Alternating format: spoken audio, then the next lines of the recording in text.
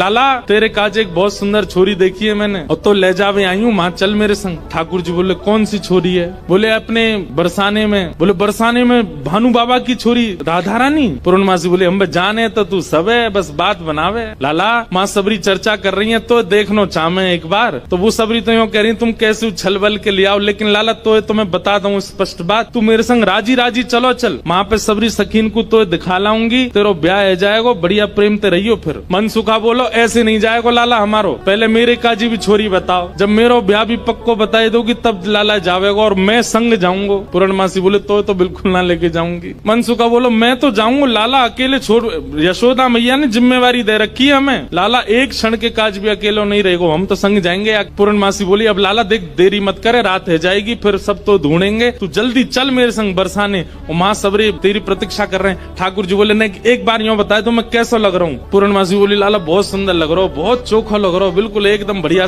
अभी गैया चरा रहे हैं, गोबर लगाए जगह जगह पे, लेकिन फिर भी पूर्णमासी कह रही बहुत बढ़िया लग रहा हो लाला, ऐसी चलो चल। मनसुखा बोलो हम बता दे हम कैसे लग रहे हैं? तू तो ऐसा लग रहा हो कोई बंदर नहा के आयो हो, बाकी सबरे बाल चिपक जाए। मनसुखा बोलो तुम मुझे ज्यादा ना बोल रही, यो ना पता हो कि लाला अगर मैं इशारो कर दूंगा तो जावेगो नहीं बरसाने की ओर। पूर्णमासी बोली तू कर दे इशारो एक बार याकू।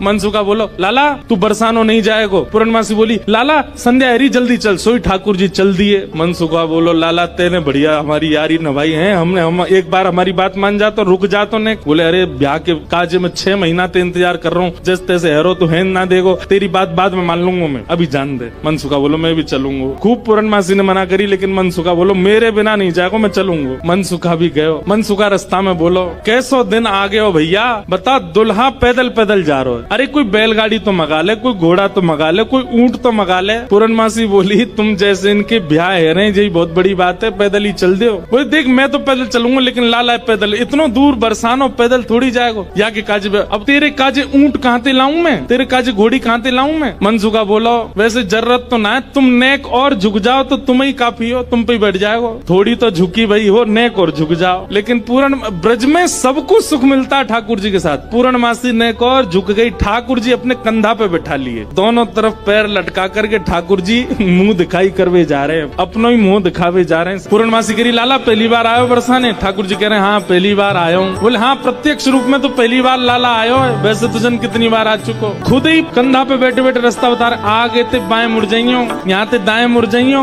यहाँ ते सीधे चलियो वही है। अच्छा पहली बार आयो तू? ठाकुर जी बोले ना आ चुका हूँ लेकिन स्वप्न में आयो, स्वप्न में देखो मैंने बरसानो। लेकिन जैसे ही ठाकुर जी पहुँचे बरसाने, हर घर में मानो जैसे आनंद की अपने आप लहर छाने लगी, चंदन की सुगंधी आने लगी, शीतल वायु सबके अंग को स्पर्श करके आह्लाद प्रकट करने लगी। जिस रूप माधुरी का दर्शन आज तक नंदगांव गोकुल की गोपियां करती थी, आज उस रूप माधुरी का दर्शन बरसाने की गोपियां कर रही हैं। हर घर में गोपियां अपनी अटारियों पर खिड़कियों पर आकर के खड़ी हो गई हैं, श्याम सुंदर की मनोहर झांकी को देख रही हैं। पूर्णमासी जैसे ठाकुर जी को लेकर के कीर्ति भवन में पहुंची है, आहा सामने से कीर्ति मैया ने पहली बार लाला को देखो है, क्या रूप झांकी, क्या ठाकुर जी के सुंदर नेत्र, क्या ठाकुर जी की छवि।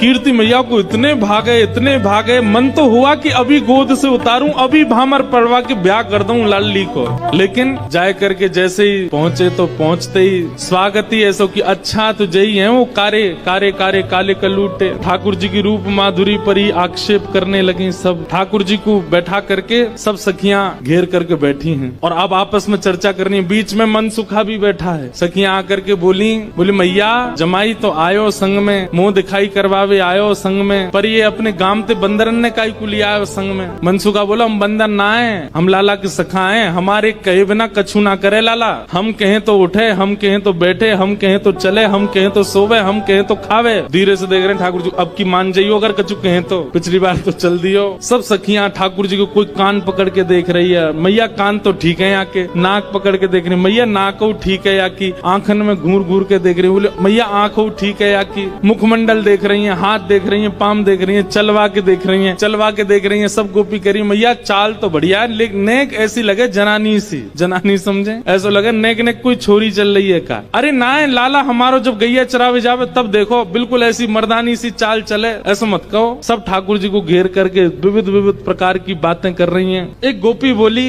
लाला तुम बाकी सब चीजन में तो ठीक हो, लेकिन फिर चोरी काय को करो। ठाकुर जी बोले, हम चोरी ना करें, ये सबरे ब्रजवासी मक्खन निकालें, दूध घी दही सब इकट्ठो करें और कंस को जाकर के दया में, तो कंस के यहाँ जावे से रोकें, वहाँ हमारे चोरी करें। और मक्खन की चोरी, दूध की चोरी, दही की कोई चोरी है? चोरी तो आभूषण की होयो करे। तभी एक गोपी बोली, हमने तो ये भी सुनी है कि तुमने किशोरी जी की मुंदरी चुरा ली एक बार। ठाकुर जी बोले, अरे ये तुम्हारे घर पे जो मलाई दूध आदि सब खाए ना, ये गोपीन के घर से चोरी नहीं भैया, उनके जप तप को फल मिला उन्हें कि मैं उनके यहाँ चोरी करवे आया हूँ। मैं तो यहाँ ब्रज में जन्मा हूँ। मुंदरी जो हमने चुराई वो तेरे पति की नहीं, तो तू मत बोले हमते कि कौन की चुराई कौन की नहीं चुराई, हम दोनों एक हैं। तुम कहा जानोगी यह बात? अरे तू हमते का पूछ रही है? ये श्यामाजू तो नित्य हमारी है, ये सदीनते हमारी है, इनके संबंध में इतनी जांच पड़ताल और पूछ तूछ तुम कर रही हो, अरे ये तो सदाते हमारी है, या मैं पूछने की कहा बात है। सब सखी बोली, हे कीर्ति मैया, जमाई तुम्हारो सर्वगुण संपन्न है, बोलवे में हूँ आगे, उछलवे में हूँ आगे, चोरी में हूँ आगे, सब चीजन में निपुण है। इतनी देर से बात बना रहे, कभी मनसुखा कछु के, कभी गोपी सब कछु के हैं। सब गोपियां बोली, भैया देखो ये मेल बन नहीं रहे हो ब्याह को। बोले क्यों ना बनो? बोले बात यहीं आके अटक रही है कि लाला तुम्हारो कारो है, हमारी किशोरी जी गोरी है। अब ये सबरी ज्यादा ही कारो कारो करन लगी, तो मनसुखा ने पकड़े ठाकुर जी के हाथ, बोले चल लाला, ऐसी जगह हमें ब्याह ना करना जहाँ पे हमारी न को लाज नहीं है, न को हमारी इज्जत नहीं है। ठाकुर जी जैसे ही जान लगे मनसुखा के संग, इतने में ही सब गोपी दौड़ के गई और भीतर से किशोरी जी को लेकर के आई। आहा, अब यहाँ मनसुखा ठाकुर जी को खींच रहा, ठाकुर जी स्तब्ध खड़े, क्यों? सामने से किशोरी जी आ रही हैं। सब गोपियों में और मनसुखा में आपस में चर्चा होने लगी।